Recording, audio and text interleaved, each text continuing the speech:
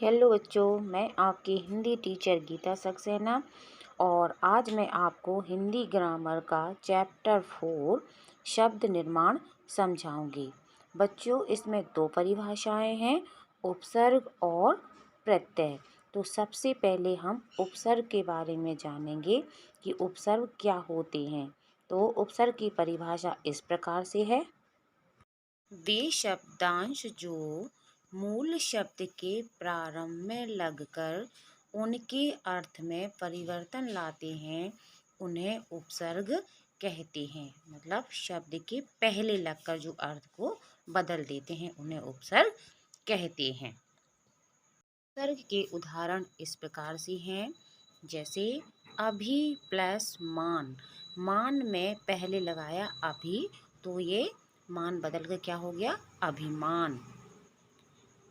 बास, बास में पहले लगाया नी, तो नी प्लस बास तो निवास। दुर प्लस गुण बराबर दुर्गुण। बहुमूल्य, ये पूरा शब्द है, इसमें क्या है, बहु प्लस मूल्य। मूल्य में पहले लगा दिया बहु, मूल्य मतलब मूल्यवान है, बहुत उससे ज़्यादा मूल्यवान, तो बहुमूल्य। इसी प्रकार और भी उपसर्ग होते हैं, जैसे संस्कृत के उपसर्ग और हिंदी के उपसर्ग। पहले संस्कृत के उपसर्ग को जानेंगे, जो इस प्रकार से है। संस्कृत के उपसर्ग वे शब्दांश होते हैं जो संस्कृत भाषा से हिंदी भाषा में बिना किसी परिवर्तन के ज्यों के त्यों प्रयोग में लाए जाते हैं, जैसे अति, उत, निस आदि। अब अत्याचार, अत्याचार में क्या हुआ, आचार। आचार में जोड़ा अति, तो अति प्लस आचार बराबर अत्याचार। दूसरा देखिए, निसंकोच, तो निस प्लस संकोच। संकोच में उपसर्ग जोड़ा है निस, तो ये हो गया निसंकोच। उत्पात, उत्पात में पात में जोड़ा उत, उत प्लस पात बराबर उत्पात। इसी प्रकार से हिंदी के भी उपसर्ग होते हैं, जो इस प्रकार से हैं। हिंदी के उपसर्ग वे शब्दांश होते हैं जो मूल रूप में तो संस्कृत के होते हैं, परंतु हिंदी में रूप परिवर्तित करके प्रयोग किए जाते हैं, जैसे आ, अध, औ आदि। अब देखिए अछूत। अछूत में छूत में क्या उपसर्ग है हिंदी का, आ, तो आ प्लस छूत अछूत। दूसरा उसी प्रकार से गुण, अवगुण है तो गुण में पहले जोड़ा आओ, तो हो गया आओ प्लस गुण, अवगुण। उसी प्रकार से तीसरा देखिए अध पका, तो इसमें पका है, इसमें उपसर्ग जोड़ा अध, तो हो गया ये अध प्लस पका बराबर अध पका। जो अभी मैंने आपको उपसर्ग की परिभाषा बताई है, अब जानेंगे प्रत्यय की परिभाषा, जो इस प्रकार से है। जो शब्दांश मूल शब्द के अंत में जुड़कर उसके अर्थ में परिवर्तन ला देते हैं वे प्रत्यय कहलाते हैं। जैसे हमने जो आपको बताया, उपसर्ग में शब्दांश पहले जुड़ता है और प्रत्यय में बाद में लगकर उसमें परिवर्तन लाते हैं और उसमें की विशेषता भी बताते हैं। प्रत्यय के उदाहरण इस प्रकार से है, जैसे देखिए बचपन।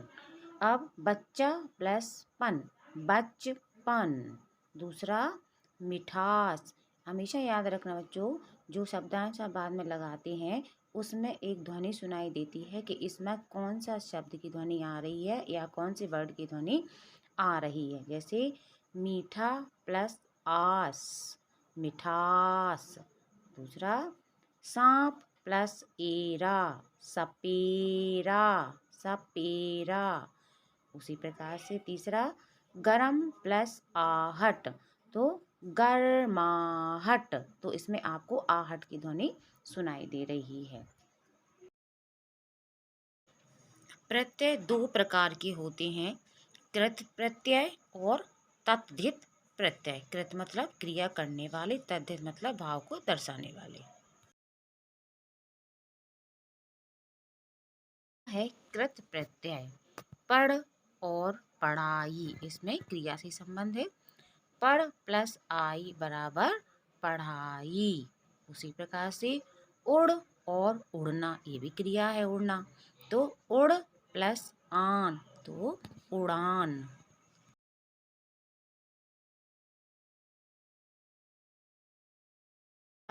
तद्धित प्रत्यय, लड़का और लड़कपन। लड़का जो होता है उसमें कौन सा भाव होता है? लड़कपन।